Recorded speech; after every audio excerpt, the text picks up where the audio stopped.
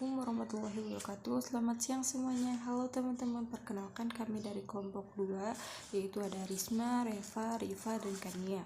Di sini kami akan mempresentasikan materi sejarah dengan tema penataan kehidupan politik Indonesia masa Orde Baru. Nah, sebelum masuk ke materi, kami ingin menyampaikan bahwa sejarah itu penting untuk kita pelajari, karena dari sejarah kita bisa mengetahui peristiwa masa lalu dan mengambil pelajaran agar tidak mengulang kesalahan yang sama di masa depan. Melalui presentasi ini, kami berharap teman-teman dapat memahami bagaimana kondisi politik dan pemerintahan Indonesia pada masa Orde Baru, khususnya tentang pemilu dan kebebasan politik. Baik, tanpa berlama-lama lagi, mari kita masuk ke materi yang akan disampaikan oleh anggota kelompok kami. Untuk materi pertama, kita jelaskan tentang latar belakang Orde Baru. Orde Baru dimulai tahun 1966. Orde Baru muncul setelah peristiwa gerakan 30 September 1965 dan keluarnya Super Semar Surat Perintah 11 Maret 1966. Sejak saat itu kekuasaan mulai berpindah dari Soekarno ke Soeharto. Kedua dipimpin Presiden Soeharto. Pada masa Orde Baru, Indonesia dipimpin oleh Presiden Soeharto dari tahun 1968 sampai 1998. Yang menjadi tokoh utama dalam menjalankan pemerintahan Orde Baru. Yang ketiga, tujuan Orde Baru. Stabilitas politik, maksudnya pemerintah ingin menciptakan keadaan negara yang aman, tertib, dan tidak terjadi kekacauan atau konflik politik seperti sebelumnya.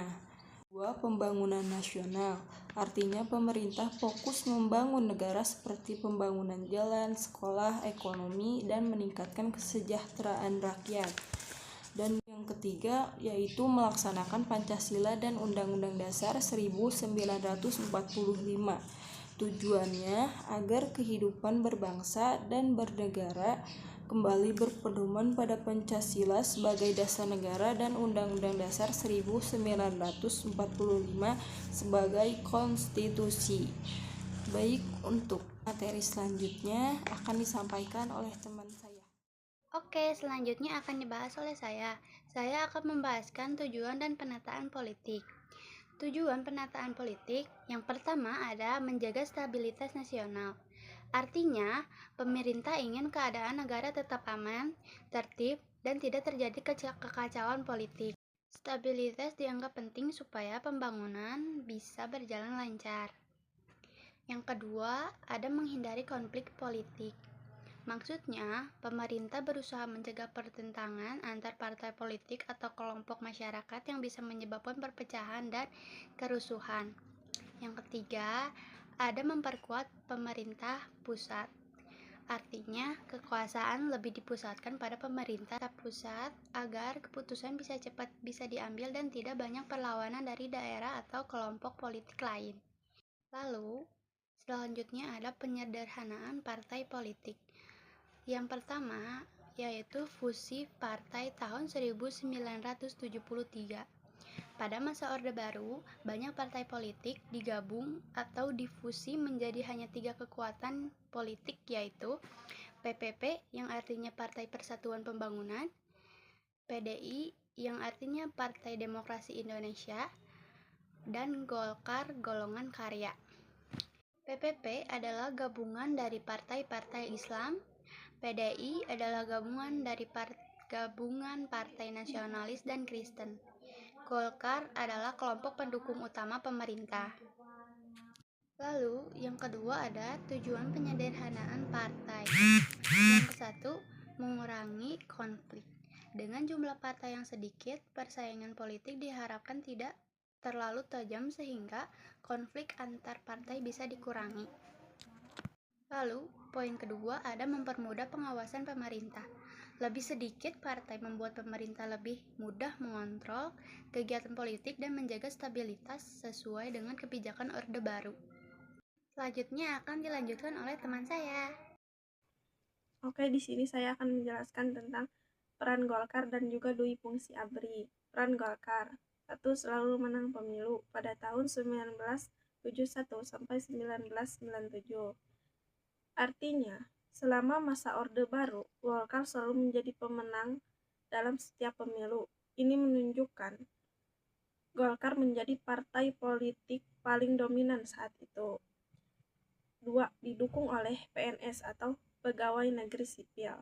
Banyak PNS diarahkan untuk mendukung Golkar, sehingga suara Golkar semakin kuat. Dan juga didukung oleh ABRI dan aparat negara. ABRI ikut mendukung Golkar demi menjaga stabilitas pemerintahan. Pemerintah menggunakan pengaruhnya agar rakyat memilih Golkar. Kesimpulannya, Golkar menjadi alat politik utama pemerintah Orde Baru untuk mempertahankan kekuasaan Presiden Soeharto. Sekarang dui fungsi ABRI. Dui fungsi ABRI atau bisa disebut peran ganda ABRI, yaitu sebagai kekuatan pertahanan dan keamanan, menjaga keamanan negara dari ancaman dalam dan luar negeri, sebagai kekuatan politik dan pemerintahan, ikut terlibat dalam urusan politik dan pemerintahan. Contoh pelaksanaannya, ABRI duduk di DPR atau MPR. Artinya, ada anggota ABRI yang langsung menjadi anggota parlemen tanpa dipilih rakyat. ABRI menjadi kepala daerah atau bisa disebut gubernur, bupati, dan wali kota. Banyak jabatan pemerintah diisi oleh perwira ABRI. Kesimpulannya, ABRI tidak hanya menjaga keamanan, tapi juga ikut mengatur negara dan politik, sehingga kekuasaan pemerintah semakin kuat dan sulit dikritik. Oke, materinya segitu saja. Untuk selanjutnya akan disampaikan oleh teman saya. Siap, aku jelaskan isi studi ini dengan bahasa sederhana ya, tentang pemilu masa Orde Baru. Yang pertama, pemilu tiap 5 tahun, artinya pemerintah Orde Baru tetap mengadakan pemilu secara rutin 5 tahun sekali, sebagai tanda bahwa Indonesia menjalankan sistem demokrasi. Yang kedua, tetapi tidak sepenuhnya demokratis, karena yang pertama tidak sepenuhnya demokratis. Walaupun ada pemilu, rakyat tidak benar-benar bebas memilih karena sistemnya sudah diatur agar Golkar menang. Yang kedua, ada tekanan memilih Golkar. PNS, aparat, dan masyarakat sering diarahkan atau ditekan untuk memilih Golkar. Kesimpulan, pemilu pada masa Orde Baru hanya bersifat formalitas karena hasilnya hampir selalu memenangkan Golkar dan tidak mencerminkan pilihan rakyat sepenuhnya. Lanjut kita ke tentang pembatasan kebebasan politik. Yang pertama, pers dikontrol media massa, yaitu koran, majalah, televisi diawasi pemerintah. Berita yang kritik pemerintah bisa dilarang terbit atau ditutup. Yang kedua, kritik dibatasi. Masyarakat tidak bebas menyampaikan pendapat. Orang yang terlalu keras mengkritik pemerintah bisa ditangkap atau ditekan. Yang ketiga, demonstrasi. Sering dilarang aksi protes atau demo dari mahasiswa dan masyarakat. Sering dibutuhkan karena dianggap mengganggu stabilitas negara. Kesimpulannya, pada masa Orde Baru, kebebasan politik rakyat sangat dibatasi agar pemerintah tetap kuat dan tidak mendapat perlawanan. Oke, selanjutnya saya akan membahaskan poin tentang dampak positif masa Orde Baru. Yang ke-1, stabilitas politik.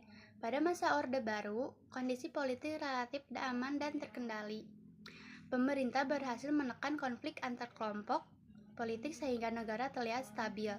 Yang kedua, pembangunan ekonomi. Pemerintah fokus pada pembangunan seperti jalan, sekolah, irigasi, dan industri. pertumbuhan ekonomi meningkat dan Indonesia sempat mencapai swasembada beras. Yang ketiga, ada pemerintah kuat. Pemerintahan berjalan dengan kekuasaan yang terpusat dan kuat, sehingga keputusan bisa diambil cepat tanpa perlawanan politik. Lalu selanjutnya ada pula dampak negatif Orde Baru. Yang ke-1, demokrasi lemah. Kebebasan berpendapat dibatasi, pemilu tidak sepenuhnya jujur dan adil karena pemerintah sangat mengontrol partai politik dan media. Yang kedua, KKN yang artinya korupsi, kolusi, nepotisme. Banyak pejabat menyalahgunakan kekuasaan untuk kepentingan pribadi, keluarga, dan kelompoknya. Yang ketiga, pelanggaran HAM. Terjadi berbagai kasus pelanggaran hak asasi manusia seperti penindasan terhadap lawan politik dan penggunaan kekerasan oleh aparat. Terakhir, saya akan membahaskan poin tentang akhir Orde Baru. 1. Krisis ekonomi tahun 1997. Di Indonesia mengalami krisis moneter yang menyebabkan nilai rupiah jatuh, harga-harga naik, dan banyak rakyat menderita. Yang kedua, demo mahasiswa. Mahasiswa melakukan demonstrasi besar-besaran menuntut reformasi dan meminta Presiden Soeharto mundur. Lalu terjadilah Soeharto mundur tahun 1998. Pada 21 Mei 1998, Soeharto mengundurkan diri sebagai presiden, menandai berakhirnya masa Orde Baru. Kesimpulannya, stabilitas tercapai. Orde Baru berhasil menciptakan stabilitas politik dan pembangunan dalam waktu cukup lama. Tetapi, kebebasan politik dibatasi. Di balik stabilitas tersebut, rakyat tidak bebas menyampaikan pendapat dan demokrasi tidak berjalan dengan baik. Menjadi pelajaran bagi demokrasi Indonesia, pengalaman Orde Baru mengajarkan bahwa stabilitas harus seimbang dengan kebebasan dan keadilan agar demokrasi tetap sehat. Baik, itulah penjelasan dari kelompok kami mengenai materi sejarah tentang kehidupan politik masa Orde Baru. Dari materi yang telah kami sampaikan, dapat disimpulkan bahwa pada masa tersebut, sistem politik belum berjalan secara demokratis karena adanya dominasi Golkar, duifungsi ABRI, serta pembatasan kebebasan berpendapat. Kami berharap melalui presentasi ini teman-teman dapat memahami kondisi politik Indonesia pada masa itu dan mengambil pelajaran agar kita lebih menghargai demokrasi di masa sekarang. Demikian presentasi dari kelompok kami. Apabila terdapat kekurangan atau kesalahan dalam menyampaikan, kami mohon maaf. Terima kasih atas perhatian teman-teman. Wassalamualaikum warahmatullahi wabarakatuh.